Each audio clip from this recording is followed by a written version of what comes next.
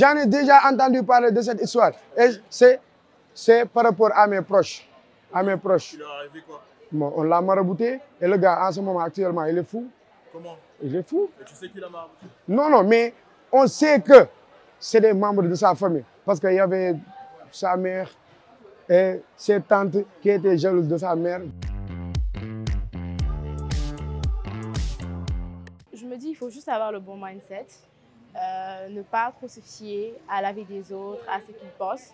C'est tout le temps être focus. Moi, personnellement, je me dis, ce qui compte, c'est vraiment d'avancer. Moi, j'avance tout le temps. Donc, je me crée vraiment un barrage naturel. Les gens, ils peuvent venir parler, me jalouser, faire des trahisons. Je ne le verrai pas forcément parce que je suis focus sur la réussite, ce que je dois faire, ce que je dois m'apporter personnellement et ce que je dois apporter à ma société.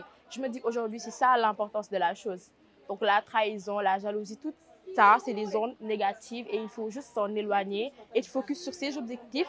Et voilà, je me dis ça fera. À mes débuts, quand je venais de fréquenter les écoles, j'étais amoureux d'une fille, mais en ce moment, on se parle presque plus. Et toujours, je la vois, mais ça me fait toujours mal. Je sais même pas. J'ai essayé d'enlever ce sentiment dans moi, mais je pense que c'est déjà ancré dans mon cœur, donc je n'arrive pas à l'oublier. C'était une rupture douloureuse qui a été due à la distance, parce qu'on n'était pas dans la même ville. Du coup, à un moment donné, j'étais distant et elle aussi, elle a pris ses distances. Depuis lors, on ne se parle plus.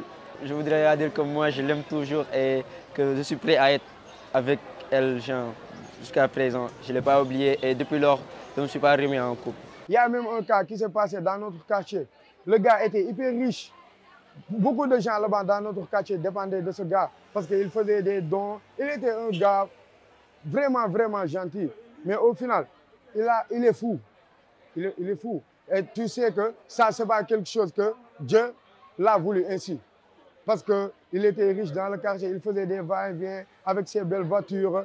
Tu vois qu'il y a une sorte de jalousie qui se passait entre le quartier et lui. Parce qu'il avait quelque chose que les autres n'avaient pas. Suivez La saison 2 de Kakaouk sur Canal Plus Pop.